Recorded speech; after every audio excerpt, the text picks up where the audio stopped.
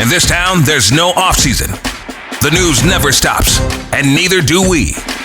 It's always game day in Cleveland with Andy Baskin and Daryl Ryder.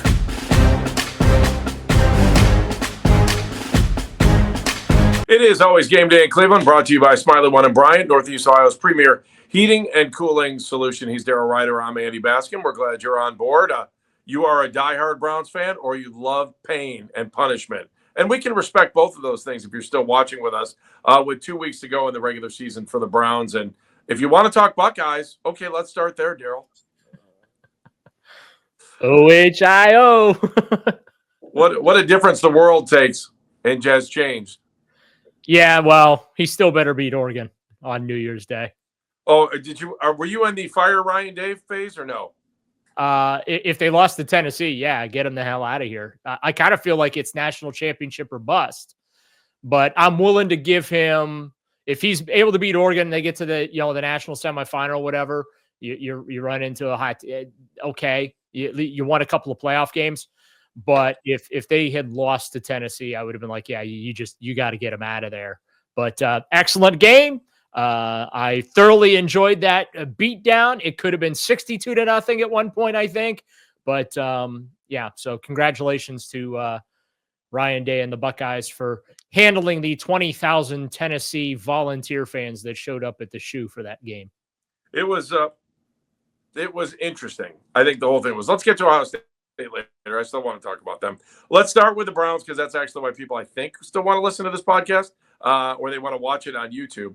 Daryl, a little bit of talk today about Joel Bitonio perhaps retiring. You want to start there? Yeah, I mean, he's got one more year left on his contract. He's been with the Browns since being a second-round pick back in 2014. And to his credit, I mean, he did talk about today how he's not going ring chasing. He is not looking for an out of Cleveland. He's not looking for somewhere to go. He even brought up the Joe Thomas situation. Remember back before the Broncos won Super Bowl 50, they tried to trade for Joe Thomas at the trade deadline, and Joe said, thanks, but no thanks. I'll stay in Cleveland. And, the Browns were in the midst of that 1-31 stretch, where they burned it down to the studs and were looking to rebuild. And I thought that Joel made a pretty good point. He's like, it's easy hindsight 2020 to say Joel should have gone and done that. But, there was no guarantee the Broncos were going to go on to win that Super Bowl. And, and he mentioned, hey, if I go somewhere because I think I got a shot, first of all, I have to find a Super Bowl contender that needs a starting left guard, number one. Then number two, everything's got to, go right. The quarterback can't get hurt and, other guys can't get hurt. And then all of a sudden you've made this big move and life change for no reason whatsoever. So those were many reasons. And of course, Joel also mentioned just how good the Browns organization's been to him and his family since, being a second round pick back in 2014. So either way, he's going to end his career with the Cleveland Browns. He flat out said at this point in his career, he does not envision himself putting on another helmet and another uniform.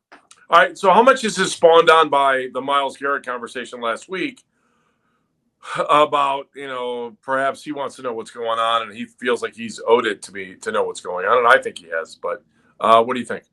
None. None. None. And here's why I say that, because I talked to Joel about it. He was actually taken aback by our questions on Thursday a little bit. He was expecting to get those questions next week.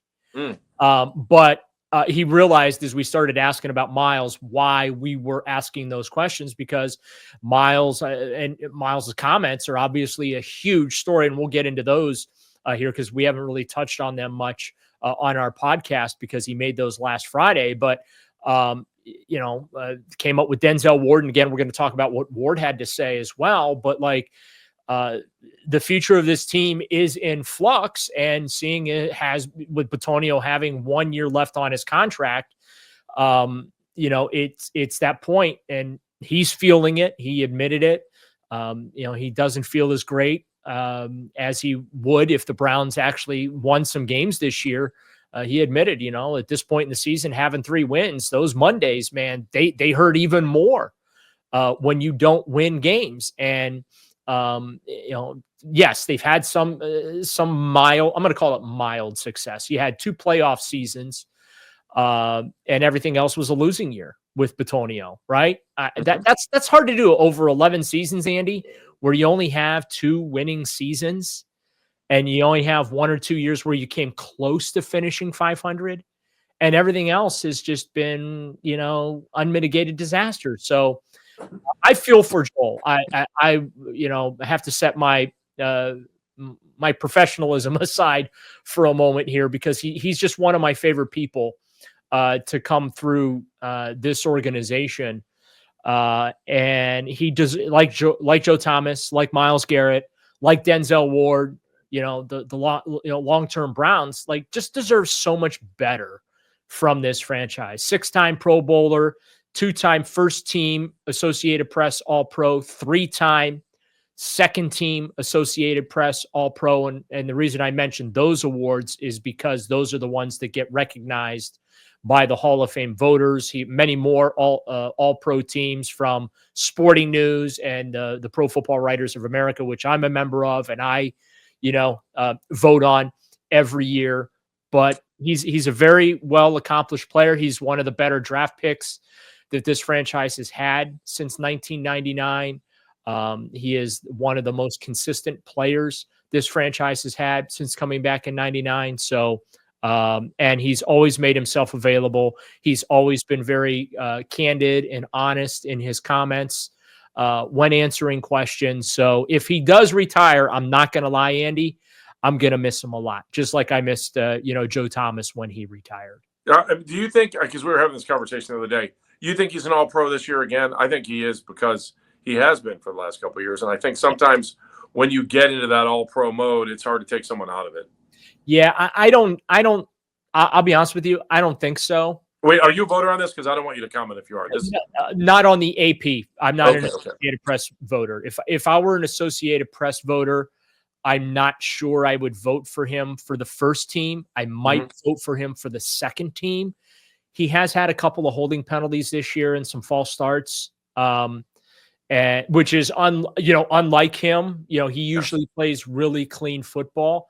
But you're right. When you reach a certain level, you get that respect from your peers. You get the respect, from the writers that vote on those big awards that, again, the Hall of Fame committee considers when it comes to Hall of Fame consideration. I honestly, the other reason I'd like to see Joel come back is because I want to see him get another Pro Bowl. Hopefully he gets in this year, and that will be 7 straight Pro Bowls for him. But, so at least he gets another second team All-Pro or something to fatten up that resume, because it's really hard to make the Hall of Fame as an interior offensive lineman these days. Sure. But I kind of feel like he's deserving of consideration. I really do. I think he's been consistent enough in his career that he at least merits consideration. I don't know that he's actually going to, get in, but I'd like to see him, come back just for personal reasons, for professional reasons, but also to maybe give him a chance to try and, make another Pro Bowl and another AP All-Pro team. So give me odds on him coming back next year? I'd probably say 60-40 he retires. Now, he did say that his decision will be made independent of what the Browns do with quarterback. And that, like, he's not making his decision in the same vacuum that Myles Garrett is making his decision. He's not going to sit there and say, hey, show me your plan. Show me what, you know what I mean? Like, he said it's all about how he feels physically, emotionally, how his family feels about it. He said that's going to be a big part in the decision-making process for him. And obviously that's, certainly understandable. He's a dad, he's a husband. He's made his money too, right? I mean, he's done pretty well for himself in his career. So it's not like he needs the money type thing. You know what I mean? So, but he's also not going to, and I hate saying it this way, and we'll talk in next segment about Myles' situation. I hate to use the phrase "hold the franchise hostage." You know what I mean? But he's not going to sit there and make it dependent upon what the organization plans to do. He wants to write his own ticket, right? He just wants to write his own ticket. That's what you're saying. I get it. Totally makes sense. Yeah. All right. He's Daryl Ryder. I'm Andy Baskin. We're back with more. It's always game day in Cleveland. We'll talk about Myles Garrett when we come back. It is always game day in Cleveland. He is still Daryl Ryder. I'm still Andy Baskin. We're hanging in, even though it's a 3-win team. Daryl, Myles Garrett had some comments last week that put some pressure on the front office. I don't think there's anything wrong with that.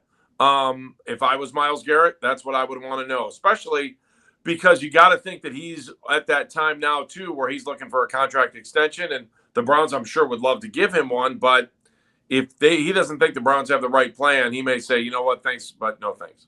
Is that fair? Yeah, it's very fair. I mean, he made it very clear when he spoke a week ago Friday. He wants to know what the plan is. He wants to know what the plan for the roster is. He especially wants to know what the plan is for quarterback. He's watched 15 of these guys come through here, and really not many of them can play. Joe Flacco was as good as it got, right? And Joe Flacco was on the 18th hole of his career. So they squeezed the last good football out of him and got lucky, and then he turned into a pumpkin as soon as the playoffs came. So, and I think Myles has earned that right, man. He already signed one contract extension here. It's a 5-year, 125. I think the next one will be probably 5 years, 200 million, starting the conversation. Mm-hmm. He's got 2 more years left on it. So it totally makes sense why he has brought this up now, so that he can get that contract extension put in place, and also to get a nice signing bonus in 2025. But he's not going to do that with the Browns if the Browns remain a rudderless ship going nowhere. And when they have tried, they've thrown money at this roster, they've thrown draft picks at this roster, they have searched under rocks and mattresses to try and find a quarterback since Myles has been here, and nothing has worked. And Myles knows that it doesn't matter what he piles up statistically. Like if he gets to 14 sacks, he'll be the first player in NFL history. Well, at least since 1982 when they started counting sacks as a stat. So he'll be the first player in NFL history with 14 sacks in 4 straight seasons. Nobody had ever done that before, right? I read something like he can tie Lawrence Taylor is the only players with 12 sacks in I got it in front of me here. I'm looking right now. 13 sacks in 5 or more of his first 8 seasons. That would join Reggie White and TJ Watt. He could join Lawrence Taylor as the second player since 1982 to get 12 sacks in 5 straight seasons. So he can make all of these milestones, if you will, right? But his point is, the reason people remember Reggie White and they remember Lawrence Taylor and and those type of guys is because they've won Super Bowls.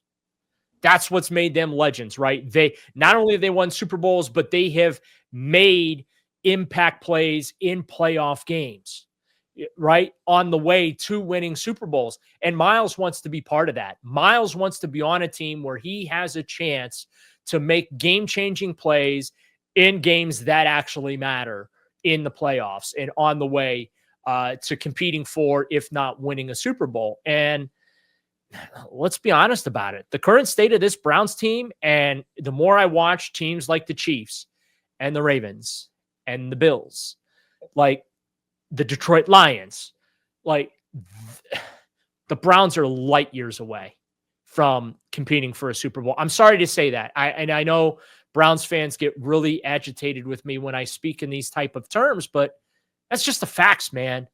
The Browns are light years away from being a Super Bowl contender. They look good on paper, but they look terrible in games.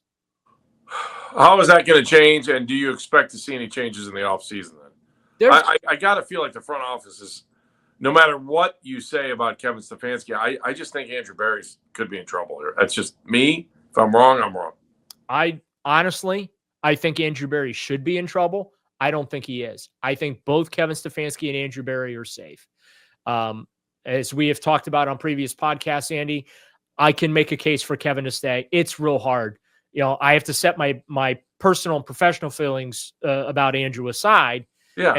And I have to evaluate him on the merits and the results of the moves that he's made. And the results of the moves that he has made, Andy, are very simple to me. This was supposed to be a 5-year contention window, 5-6-year contention window for the Cleveland Browns when he and Kevin Stefanski took over, right? It instantly became about winning football games now, right? Well, 3 of the 5 years here have been losing seasons. 2 of those 5, they've lost 10 or more games. And this year, potentially, they could, if they lose the final 2 games, they will tie the 1999 expansion Browns in losing 14 games in a season. Like that's just for spending $300 million on the payroll. Like, that's unacceptable. When you spend north of $300 million, like, as an owner, like, I'm going to put myself in Jimmy and D Haslam and JW and Whitney Johnson's shoes right now. They're the ownership of the Cleveland Browns. I know everyone, I'm getting a little technical there, but that is the ownership of the Cleveland Browns. It's not just Jimmy Haslam. So those 4 people, like, if I'm in their shoes, right, and we just spent $310 million plus on this roster this year, right? We spent north of $10 million to expand the indoor practice facility, new weight room, because they said they needed that. Put in these massive therapy areas because they said they needed that. Put in these massive, I don't want to call it 3D, but these like theater style spaces where you can have players like into the play without having an opposing offense or defense. You know what I'm saying? Like, yeah, you spend all this money on these resources to help the football operations, and they give you right now 3-12, soon to be 3-14. Somebody's head needs to roll for that. And again, like, I feel like ownership right now is traumatized by what they did early in their tenure as the owners of this team, where they were firing people every year or every other year, right? Right. And I kind of feel like now they're stuck between a rock and a hard place because they legitimately believe in Kevin Stefanski and Andrew Berry, but they don't know when and how to hold people accountable. Like, when is the right time to hold folks accountable? When is the right time to move on from people? You know what I mean? Like, how do you sell to your fans? If you fired Kevin Stefanski, how do you sell that to your fans? He's the winningest coach for this franchise since 99, albeit he's 40-42 as the head coach, but he's the winningest coach that this team has had since coming back. He's won Coach of the Year twice. Like, how would you sell that to your fans? So I understand the difficult position that ownership finds themselves in. And I think they're in a bad spot. They don't want to fire these guys. They want to maintain stability. It's what they have desired to have. But, like, this team doesn't meet the standard. Too many pre-snap penalties, too many mental mistakes, too many physical mistakes on the field. Front office wise, yes, there have been just as many good moves. The Amari Cooper trade, I have to put that as a good move. Jerry Jeudy trade, that's a good move, right? 1 year of signing Jadeveon Clowney was a good move. The second year didn't work out so well. Zadarius Smith, that was a good move, right? But then you look at the draft talent. JOK, good pick. I'm going to give him a good pick on Greg Newsome, because Greg has played a lot for them since he was drafted, and I think he's deserving of another contract, even if he doesn't get the second contract. Does that make sense? Absolutely, that makes sense. Yeah. But Jed Wills was not a good pick. You could have had Tristan Wirfs. Instead, you drafted Jed Wills, right? So, both Juan Thornhill, as much as I like Juan, like, he's been a disappointment. He hasn't made game-changing and impact plays, and he's unfortunate. I'm not going to hold the calf injury stuff against him because that's not his fault. But like when he's been on the field, he hasn't made the game-changing plays that I was expecting he was going to make. So JJ3, when they signed him and they gave him that 3-year contract, right? The thought was he was coming from the Rams and he was going to make game-changing plays in the secondary. JJ3 never made game-changing plays in the secondary. So like for as many good moves as I feel Andrew Berry has made, he's made not good moves. And then like the whole cake, not even the frosting on the cake, not even the decorations, but the whole cake is that Deshaun Watson trade and contract. You don't like, tell you're the GM for that, whether it was just your decision or not. Like you're the GM. You're the reason. Like, and whether or not ownership had a part in that, or whether or not Kevin Stefanski had a part in it, like it doesn't matter. You're the top football executive, and you put together the worst contract in the history of the National Football League. You fully guaranteed it. You went outside your comfort zone to do it because you were desperate. And the one time you made an emotional decision, it bit you in the ass in ways that you could not imagine at the time you did it. And they're now that decision, Andy. You know what the big domino effect of that is? Everything. Well, not only everything, but like you could lose Myles Garrett because of it. You lose your franchise defensive player because of it. Yep. All right, let's come back. I have more I want to talk about DTR. We actually have a game to talk about with 2 games to go. Miami and then Baltimore. So let's talk about DTR when we come back, and the starting quarterback for this week. Is it still up in the air? You tell me. It's always game day in Cleveland. It is always game day in Cleveland, although we're wondering who's going to be the starting quarterback on game day because DTR a little banged up after last week's game against Cincinnati. Jameis Winston, is he the 2? He was inactive. Bailey Zappi is on the roster. Daryl, who's going to be the quarterback on Sunday? Dorian Thompson-Robinson. No question about it? Yeah, no question. We spoke to him on Thursday, and usually that means he's going to be the guy. We didn't speak to Bailey Zappi. We didn't speak to Jameis Winston.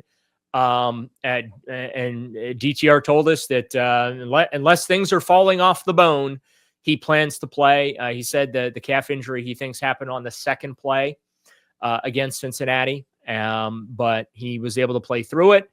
Not making any excuses for what was a pretty craptastic performance by him. But he's going to be the starting quarterback. That is the plan. Both he and Jameis Winston were officially listed as limited on the injury report, both for Christmas Day, even though they didn't practice on Christmas Day. They projected that he would be limited. And then officially for Thursday's practice, he was limited. But my expectation is, yes, happy joy, you get to watch 4 more quarters of DTR Sunday against the Dolphins. Why will DTR be better this Sunday than he was last Sunday? I don't know. Will he be better? I'm asking. You tell me. He's your best option to win. That's who Kevin Stefanski puts out there every week, right? I don't know that he's the best option. He gives us the best option to win. How many times have we heard that with James? But here's the thing. I don't think we've heard Kevin Stefanski say that. Like, I don't remember Kevin Stefanski. I don't think that Kevin Stefanski said that DTR gives us the best chance to win. And if you saw the thing on Hard Knocks, they showed the clip of when he benched Jameis, or when he was about to bench Jameis. Mm-hmm. And he had mentioned, I'm looking for a spark, turnovers matter. And Jameis is like, you making the move now? And he goes, well, let's see how this drive goes. And then I guess the drive didn't go well. And then that's when he made the move. So, but yeah, it's going to be DTR. All right. So we'll see DTR this week. Any other major stories coming out of Berea this week?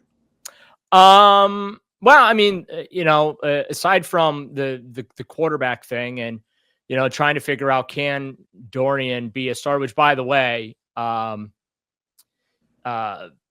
offensive coordinator Ken Dorsey was asked by Mary Kay if, DTR can be a starter in the NFL. And it was the most non-committal answer you could give.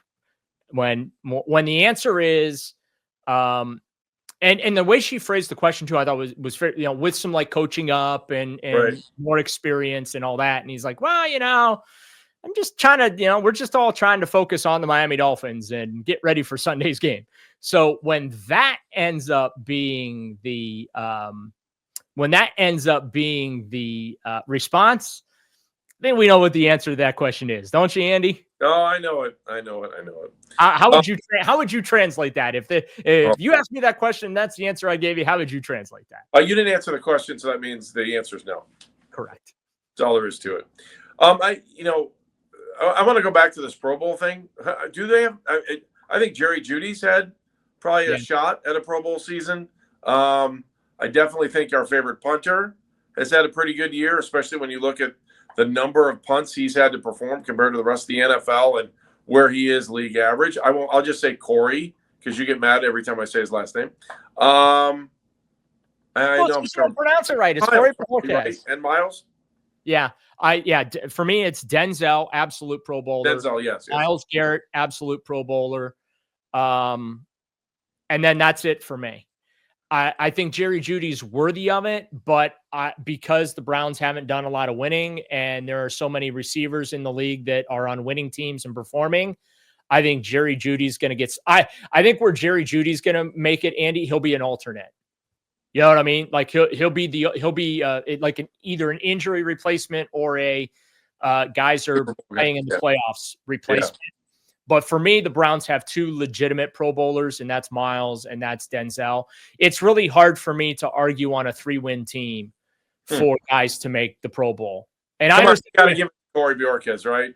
Yeah, I understand what you're saying about Corey Bojorquez, but I feel like that.